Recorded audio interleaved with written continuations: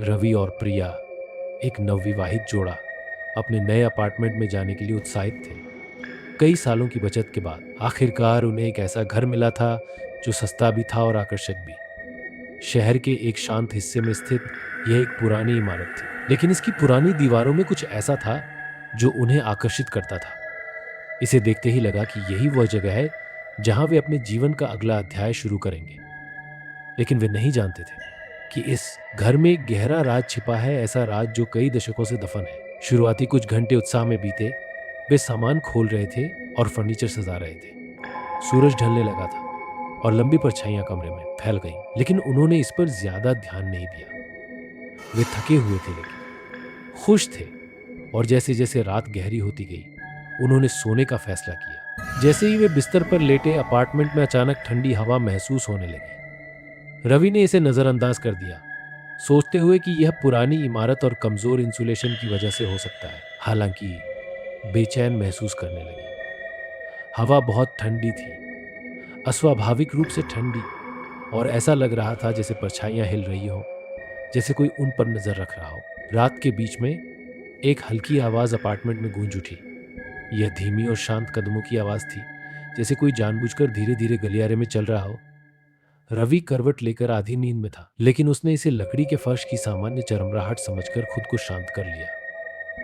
प्रिय हालांकि शांत लगी। रिरी, उसका दिल तेजी से धड़क रहा था। कदमों की आवाज बढ़ती गई और यह उनके बेडरूम के दरवाजे के पास आ गई। प्रिय ने सांस रोकी, डर के मारे हिल भी नहीं पा रही थी। लेकिन जैसे ही आवाज आई थी वैसे ही गायब हो गई। अगली सुबह प्रिय ने रवि को इन अजीब आवाजों के बारे में बताया, लेकिन रवि ने इसे हंसी में उड़ा दिया, कहते हुए कि यह सिर्फ पुरानी इमारत की सामान्य आवाजें हैं। उन्होंने इसे मजाक में लिया, लेकिन प्रिय के मन में बेचैनी घर कर चुकी थी। अगले कुछ दिनों में अपार्टमेंट में चीजें असामान्य महसूस होने लगी। ये छोटी छोटी बातों से शुरू हुआ। जो दरवाजे खुले छोड़े गए थे वे बंद मिलते, चीजें अपनी जगह से हटकर दूसरी जगह मिलती। रवि ने सबसे पहले इसे रसोई में महसूस किया। एक शाम जब उसने डिनर बनाया और सब कुछ ठीक ठाक रखा था, बाथरूम से लौटने पर हर किचन कैबिनेट खुली हुई थी। तुमने ऐसा किया है? रवि ने हंसते हुए पूछा, लेकिन उसकी आवाज में हल्की घबराहट थी। प्रिया, जो लैपटॉप पर काम कर रही थी, ने सिर हिलाते हुए कहा कि उसने ऐसा कुछ नहीं किया। उन्होंने फिर से इसे मजाक में लिया, लेकिन अब दोनों के दिल में एक हल्का सा डर बैठ चुका था। उस रात जब वे एक फिल्म देख रहे थे तो लाइट्स अचानक झपकने लगी। पहले तो ये सामान्य बिजली की समस्या लग रही थी, लेकिन फिर लाइट्स ने एक खास पैटर्न में झपकना शुरू किया, जैसे कोई जानबूझकर खेल खेल रहा हो। वे दोनों लाइट्स की तरफ देख रहे थे। उनकी रीढ़ की हड्डी में सिहरन दौड़ रही थी। 1 मिनट के बाद लाइट्स फिर से स्थिर हो गई, लेकिन डर का माहौल अब भी वहीं बना रहा। प्रिय ने आखिरकार कहा, तुम्हें भी ऐसा लग रहा है? रवि ने जवाब देने में संकोच किया। वो उसे डराना नहीं चाहता था, लेकिन उसने भी वैसा ही महसूस किया था। वहां कुछ था जो दिखाई नहीं देता था, लेकिन महसूस जरूर किया जा सकता था। एक शाम रवि ने गलियारे में एक अलमारी की सफाई की। वह अलमारी जितनी उन्होंने सोचा था उससे कहीं गहरी थी, और कोने में एक पुराना धूल भरा बॉक्स पड़ा हुआ था। जिज्ञासा से भरे हुए रवि ने उसे खोला। अंदर पुराने पीले पन्ने और कुछ तस्वीरें थीं।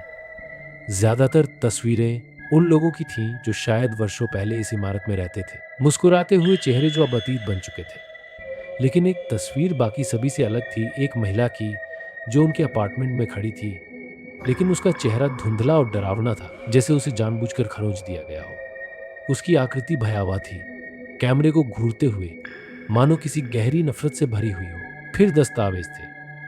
वे किसी पुरानी जांच से संबंधित सरकारी रिपोर्टें थीं। एक महिला सालों पहले इसी अपार्टमेंट में गायब हो गई थी और उसका शरीर कभी नहीं मिला। रिपोर्ट में इमारत के पूर्व मालिक पर शक किया गया था, लेकिन उसे कभी दोषी नहीं ठहराया गया। अफवाहें थीं कि वह महिला अपार्टमेंट के अंदर मारी गई थी और शायद उसकी आत्मा अब इस जगह में कैद थी। रवि के हाथ कांपने लगे, लेकिन उसने प्रिय को इस बारे में कुछ नहीं बताया। वह उसे डराना नहीं चाहता था, पर अब उसे यकीन था यह कोई साधारण पुरानी इमारत नहीं थी। यह एक त्रासदी की जगह थी, शायद बुराई की जगह। उस रात अपार्टमेंट में तापमान अचानक गिर गया। प्रिय ठंड से कांपते हुए जाग गई। उसकी सांसें सर्द हवा में दिखाई दे रही थी, जबकि यह गर्मियों का मौसम था। उसने रवि की ओर देखा, लेकिन वह गहरी नींद में था।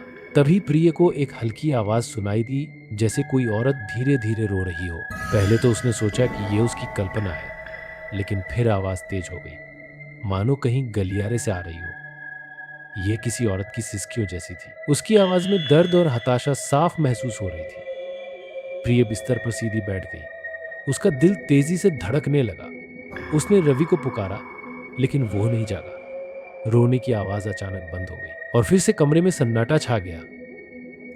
फिर धीरे धीरे बेडरूम का दरवाजा खुद ब खुद खुलने लगा। प्रिय जड़ हो गई। दरवाजे के पार अंधकार भयंकर था, जैसे उसमें कोई खड़ा हो और उसे देख रहा हो।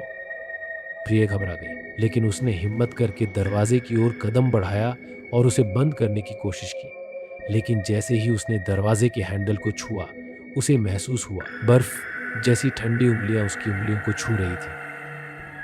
प्रिय को चीख निकल गई और वह पीछे हट गई। उसकी आंखों में डर साफ झलक रहा था। कमरे की धुंधली रोशनी में उसने एक आकृति देखी, दरवाजे के किनारे खड़ी एक परछाई।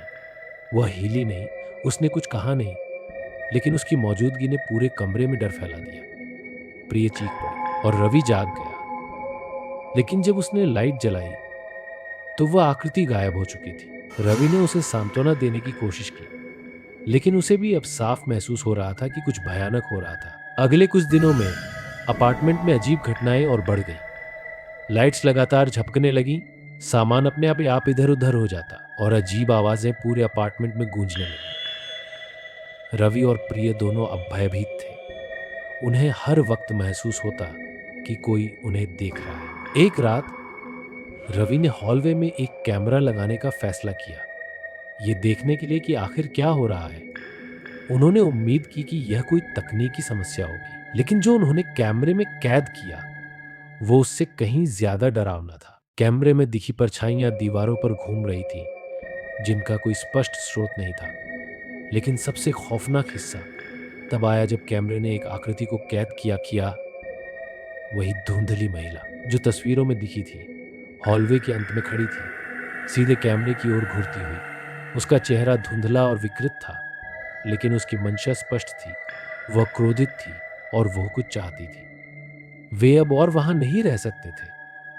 प्रिय ने जद की कि वे तुरंत वहां से चले जाएं, लेकिन जब उन्होंने अपना सामान समेटा तो ऐसा लगा मानो अपार्टमेंट खुद उन्हें रोकने की कोशिश कर रहा हो। दरवाजे अपने आप बंद हो गए, उन्हें अंदर बंद कर दिया गया। चारों ओर से फुसफुसाहटें और धीमी हंसी की आवाजें आने लगी, मानो कोई उनका मजाक उड़ा रहा हो। आखिरकार हताश होकर रवि ने मकान मालिक से सच्चाई पूछने का फैसला किया। वो एक बूढ़ा आदमी था जिसने इस इमारत को दशकों से संभाला हुआ था।